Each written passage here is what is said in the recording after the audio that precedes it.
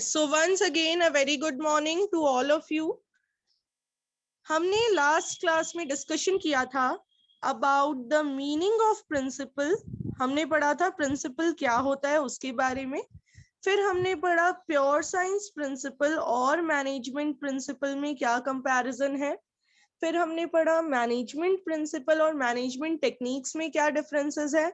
फिर हमने पढ़ा मैनेजमेंट प्रिंसिपल और वैल्यूज में क्या डिफरेंस है, right.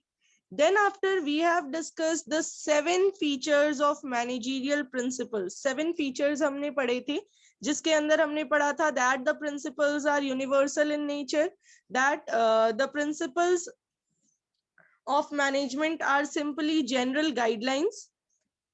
Then we have discussed management principles are evolutionary in nature.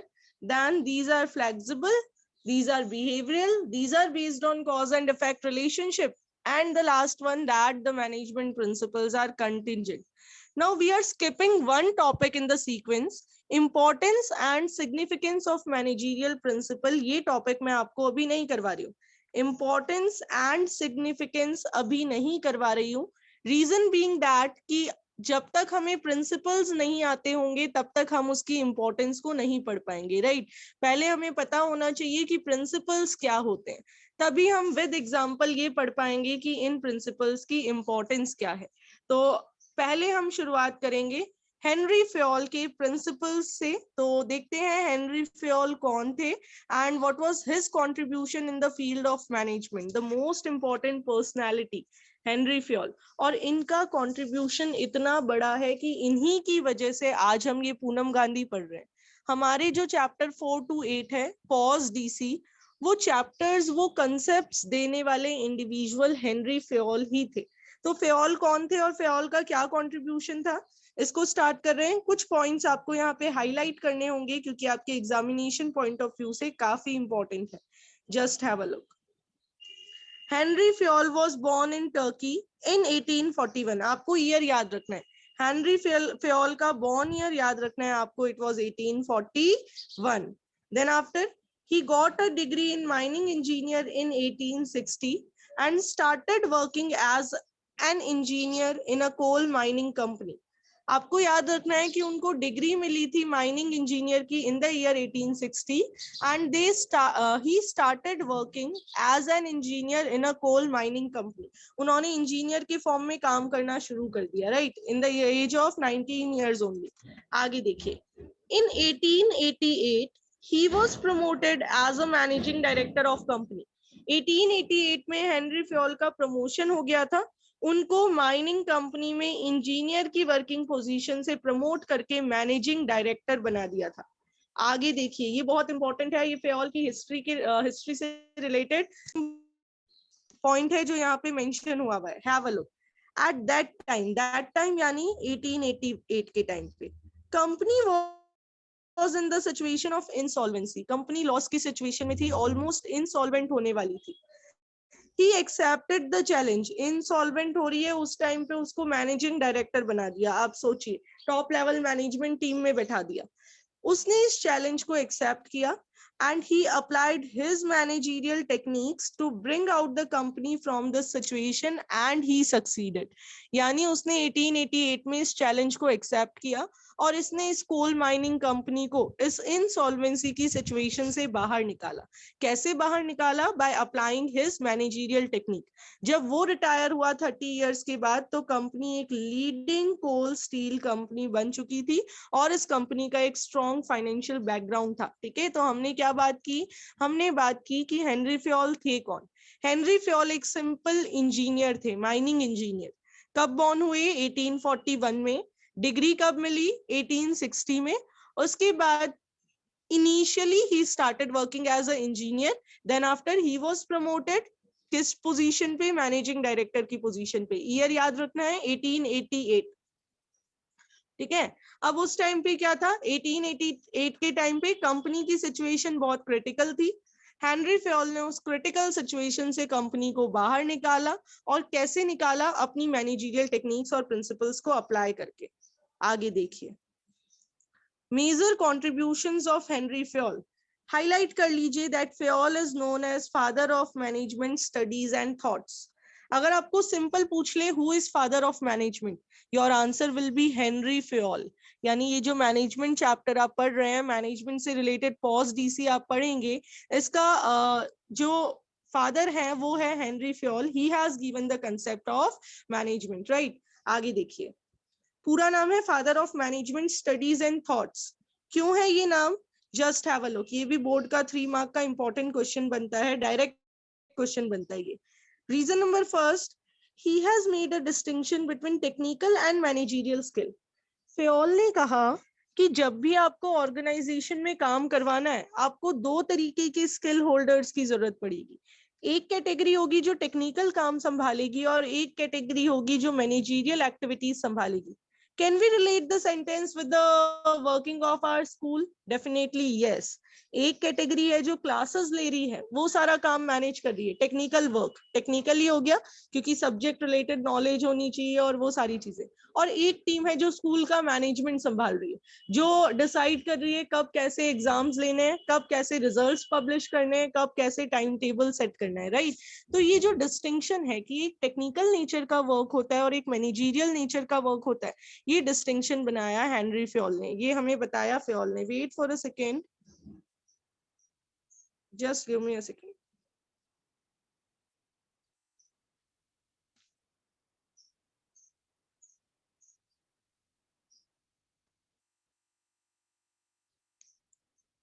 Yes, have a look.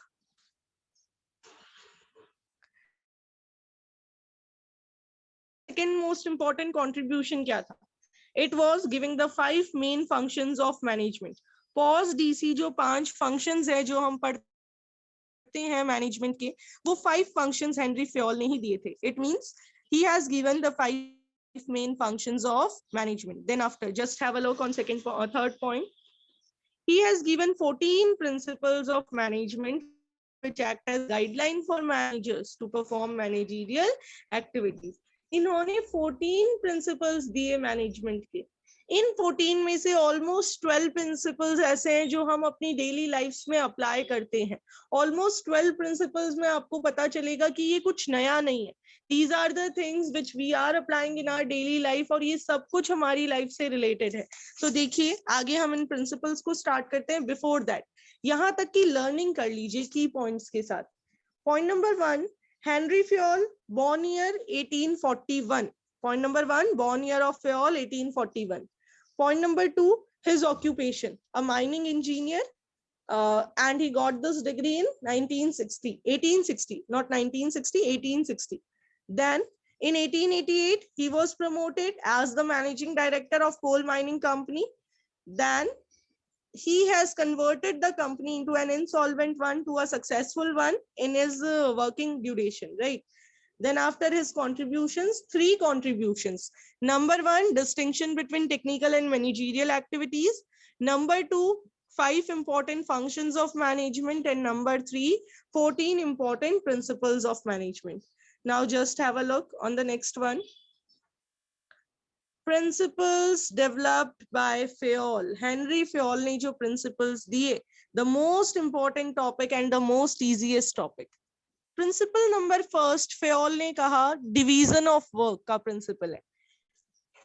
Division of work यानी काम को बांट दिया जाए। तो ये सब हम अपनी लाइफ में करते हैं। देखिए कैसे, पहले सुनते हैं फेओल ने क्या कहा। मैं कुछ पॉइंट्स बोल रही हूँ, आप उन पॉइंट्स को एक सीक्वेंस में याद रखने की कोशिश करना, ठीक है। पॉइंट्स बोल रही हूँ मैं। Point number 1 is dividing total works into small units. Fayol ने सबसे पहले कहा टोटल वर्क को डिवाइड कर दीजिए किसमें, स्मॉल यूनिट्स में। Now point number 2, assigning the job to different individual. ये जो आपने यूनिट्स बनाई है अलग अलग, इनको अलग अलग इंडिविजुअल्स को असाइन करना है। But while assigning the job you have to keep in mind the skill level of employee। किसी भी वर्कर में क्या स्किल है, वो किस चीज में एक्सपर्ट है, वो ध्यान में रख के फिर उसको काम असाइन करना है। फिर बस प्रिंसिपल ने तो इतना ही कहा है कि काम को छोटे छोटे पार्ट्स में डिवाइड कर दो और डिवाइड करके फिर उनको अलग अलग इंडिविजुअल्स को उनके इंटरेस्ट और उनके स्किल के अकॉर्डिंग अलॉट कर दो। अब इससे होगा क्या, हमने पढ़ा था ना principles of management explain the cause and effect relationship. तो इससे ये होगा दो चीजें। नंबर वन, जब आपने वर्कर को उसके इंटरेस्ट का काम दिया है जिसमें वो एक्सपर्ट है, तो वो उस काम को बढ़िया तरीके से करेगा, हमारे काम में स्पेशलाइजेशन आएगा। दूसरा, जब एक individual same work again and again perform करेगा तो डेफिनेटली वर्क में स्पेशलाइजेशन आएगा, राइट, और वो उसमें और एक्सपर्ट हो जाएगा। तो यही सिंपल सी चीज फेओल ने कही। बुक से देखते हैं क्या लिखा हुआ है, रीडिंग करते हैं, then after you will be giving any one example of division of work, whether at your home, whether at your school, जहां भी आपने इसको ऑब्जर्व किया है, राइट। देखिए, principle of division of work, according to this principle whole work must be divided into small task। सारे work को छोटे छोटे टास्क में डिवाइड कर दो, सबसे पहले यही करना है, और units. and instead of assigning the whole work to one person, one task or unit of work should be assigned to one person। यानी सारा काम एक ही बंदे को देने की जगह what you are supposed to do, you have to just assign one unit to one person, but this assignment should be according to the capability, qualification and experience of person। यानी ये जो आपको वर्कर्स को work assign करना है, ये उनकी capability, experience और क्वालिफिकेशन के अकॉर्डिंग असाइन करना है। ऐसे नहीं कि किसी को भी कोई भी काम दे दिया, नहीं, जो जिस काम में एक्सपर्ट है उसको वही काम देना है हमें। आगे देखिए what is written over here. When a person is performing the part of job again and again, he will become perfect and specialized in doing that and the efficiency level will improve। अगर आपको एक ही काम बार बार करवाया जाएगा तो definitely you will become expert in the work और आपकी efficiency level भी इंप्रूव हो जाएगी। फेओल ने क्या कहा कि सिर्फ फैक्ट्री वर्क में ये डिवाइडेशन नहीं होना चाहिए, ये डिवाइडेशन होना चाहिए टेक्निकल, मैनेजरियल और हर तरीके के स्किल जॉब में। और ये जब आप इसको स्मॉल सेगमेंट में, स्मॉल अलग अलग पार्ट्स में डिवाइड करोगे तो इसी की वजह से वर्क में स्पेशलाइजेशन आएगा। This is the principle explain by Fayol. Principle number first, simple सा प्रिंसिपल है, एक बार आपके लिए दोबारा समझा रही हूँ। What Fayol has said that the total work should be divided into small units.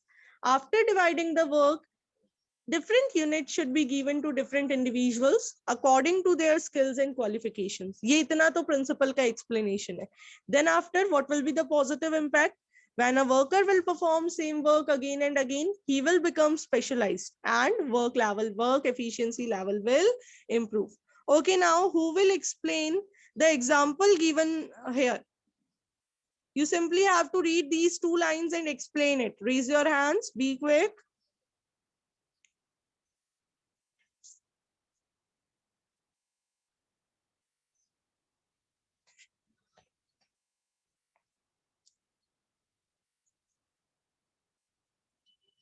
Yes, I hope you all have read the example.